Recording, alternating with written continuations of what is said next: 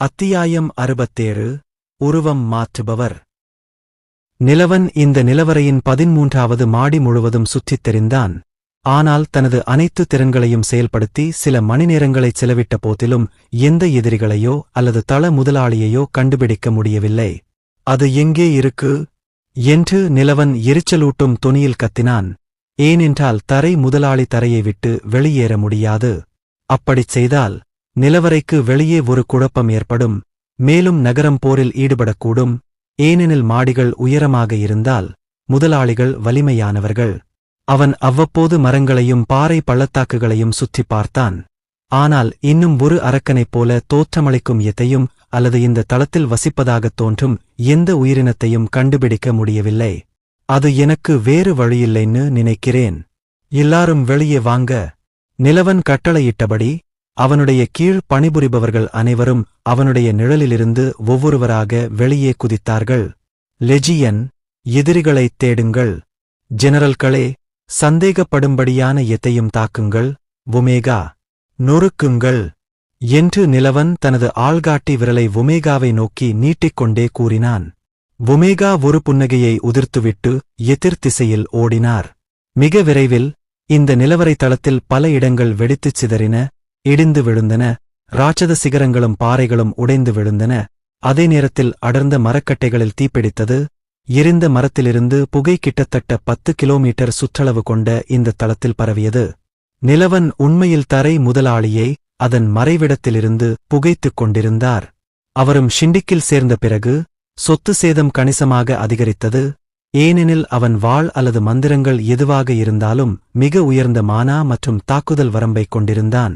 அரை மணி நேரத்திற்குப் பிறகு திடீரென்று ஒமேகா ஒரு போரில் ஈடுபட்டார். மேலும் ஹெய்வ்மெயின் ஸ்கில் மூலம் நிலவனுக்கு விரைவாகத் தெரிவிக்கப்பட்டது. அவனும் மற்ற துணை அதிகாரிகளும் நடந்து கொண்டிருக்கும் போரை நோக்கி ஓடிக்கொண்டிருந்தபோது பகிரப்பட்ட பார்வையின் மூலம் அவன் இறுதியாக தரை முதலாளியைக் கண்டான். முதலாளியை பார்த்ததும் நிலவன் திகைத்துப் போனான்.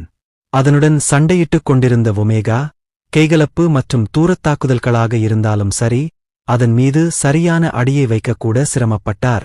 முக்கிய காரணம், தரை முதலாளிக்கு சரியான உடல் அமைப்பு இல்லை. சில நேரங்களில் அது ஒரு பாறையின் வடிவமாகவும் அடுத்த நொடி அது கைகால்கள் போன்ற அமைப்புகளாகவும் மாறியது. இது தாக்குதல்களைத் தவிர்க்க மிகவும் சிறப்பாக இருந்தது. அது எந்த பிரச்சனையும் இல்லாமல் அதன் அளவையும் வடிவங்களையும் மாற்றிக் கொண்டிருந்த ஒரு ஜெல்லி போல இருந்தது. நிலவன் போர்க்களத்தின் நடுப்பகுதியை அடைந்தபோது தனது தாடையை தரையில் விழச் செய்த ஒன்றைக் கண்டதும் அவன் தனது காலடியில் தடுமாறிச் சென்றார். மாடி முதலாளி ஒமேகாவாக மாறிவிட்டார். உயரம், ரோமம் அல்லது நகங்கள் என எல்லா அம்சங்களிலும் ஒமேகாவைப் போலவே தோற்றமளிக்கும் ஒரு கருப்பு லைகானைப் பார்த்தபோது கானால் தன் கண்களையே நம்ப முடியவில்லை. எந்த வித்தியாசமும் இல்லை. நிலவனுக்கு தன் தளபதியுடன் மனத்தொடர்பு இல்லை என்றால் அவனும் உண்மையான ஒமேகாவிற்கும் போலியானவற்றிற்கும் இடையே உள்ள வேறுபாட்டை புரிந்து கொள்ளத் தவறிவிட்டிருப்பான். தரை முதலாளி தன்னை எல்லா வகையிலும் பின்பற்றுவதைக் கண்டதும் ஒமேகாவுக்கு கோபம் உச்சத்தை எட்டியது. அவ்வப்போது அவனது தாக்குதல்களைத் தவிர்த்து கேலி செய்யும் செய்கைகளைச் செய்ததால் அதன் முகத்தில் ஒரு அடக்கமான புன்னகை இருந்தது. அது அதிக உணர்ச்சிவசப்பட்ட தன்மையைக் கொண்டுள்ளது. மேலும் ஒரு எதிரியைத் தூண்டி அவர்களைத் தூண்டி தங்களை சோர்வடையச் செய்வது எப்படி என்று அதற்குத் தெரியும். நிலவன் யோசித்து தனது அனைத்துக் கீழ் அதிகாரிகளையும் போர்க்களத்தை நோக்கிய தாக்குதலை நிறுத்துமாறு கட்டளையிட்டான். அதைச் சுற்றி எத்தனை எதிரிகள் இருக்கிறார்கள் என்பது தரைத் தலைவருக்குத் தெளிவாகத் தெரியவில்லை. அதை பிஸியாக வைத்திருங்கள். அவன் மனதில் தீட்டப்பட்ட ஒரு சாத்தியமான திட்டத்தின்படி ஒமேகாவை ஆர்டர் செய்தான்.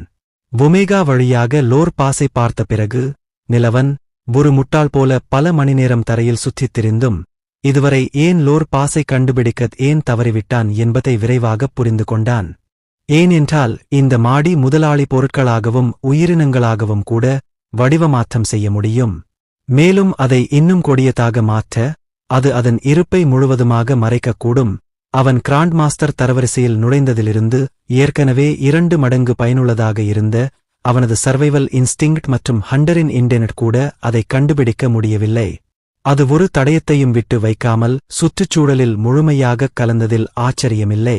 நிலவன் கோபமடைந்து தனது துணை அதிகாரிகளுக்கு இந்த மாடியில் உள்ள இடங்களை அழிக்க உத்தரவிட்டிருந்தால் அவன் அதை ஒருபோதும் முதலில் கண்டுபிடித்திருக்க மாட்டான். 12வது மாடியில் இருந்து மாடி முதலாளியை எதிர்கொண்டு அதன் திறன்களை உள்வாங்குவதற்கு முன்பு இது நிலவன் என்றால் இந்த மாடி முதலாளியுடன் சண்டையிட முடியுமா என்று அவனுக்கு நம்பிக்கை இல்லை. நிலவன் பார்த்ததிலிருந்து எதிராளி உண்மையில் மிகவும் புத்திசாலி மற்றும் தந்திரோபாயமாக இருந்தார்.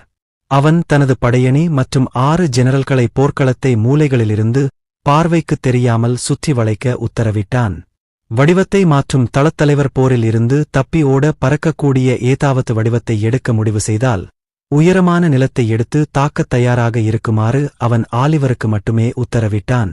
ஆனால் இந்த நேரத்தில் ஒமேகா அசுரனால் முந்தையதைப் போலவே உடல் ரீதியான தாக்குதல்களால் பின்னுக்குத் தள்ளப்பட்டு அவனது தாக்குதல் முறையை பின்பற்றினான். தனியாகவும் குழுக்களாகவும் வேட்டையாடுபவர்களுக்கு இது ஒரு உண்மையான கனவு. ஏனென்றால் எதுவாக இருந்தாலும் இந்த மாடி முதலாளி ஒரு சீரற்ற பொருளின் வடிவத்தை எடுக்க முடியும், நீங்கள் கவனிக்கக்கூட மாட்டீர்கள். குழுக்களாக இருந்தால் அது உங்கள் கூட்டாளிகளின் தோற்றத்தை எடுத்து நீங்கள் பார்க்காதபோது உங்களைக் கொல்லக்கூடும். இந்த மாடி முதலாளி எவ்வளவு பயங்கரமான வலிமையானவர் என்பதை கவனித்ததும் நிலவன் ஆச்சரியத்தில் நடுங்கினான். ஒருவரின் தோற்றத்தை நீங்கள் நகலெடுக்க முடிந்தால் அது ஒரு விஷயம். ஆனால் எதிராளியைப் போலவே தாக்குதல்கள் மற்றும் சண்டை பாணியை பயன்படுத்தி நீங்கள் போராட முடிந்தால் அது வேறு விஷயம். 12வது மாடி முதலாளி பயங்கரமாகத் தெரிந்தார். ஆனால் இவர்தான் நீங்கள் பயப்பட வேண்டிய உண்மையான பாஸ்டர்த். இந்த மாடி முதலாளியை வீழ்த்துவதற்கான திட்டத்தை இறுதியாகத் தயாரித்தபோது நிலவன் தனக்குள் பேசிக்கொண்டான். ஒரு சண்டையில் அதன் மிகப்பெரிய நன்மை எதிரியாக உருவெடுத்து அவர்களின் சண்டை பாணியை காலப்போக்கில் நகலெடுப்பது என்பதால் அந்த அசுரன் ஒரு போரில் இவ்வளவு விரைவாக தகவமைத்துக் கொள்ளும் அளவுக்கு மிகவும் புத்திசாலி என்று நிலவன் உறுதியாக நம்பினான். ஆனால் முதலாளி சரியாக சிந்திக்கும் திறனை இழந்து அவர்களைப் போதுமான அளவு நகலெடுக்க முடியாத அளவுக்கு அதிகமான எதிரிகளைக் கொண்டிருந்தால் என்ன செய்வது? ஏனென்றால் விரைவில் மாடி முதலாளி ஒரு கனவில் நேரலைக்குச் செல்லவிருந்தார். அந்தக் கனவு வேறு யாருமல்ல, நிலவனத்தான் இருக்கும்.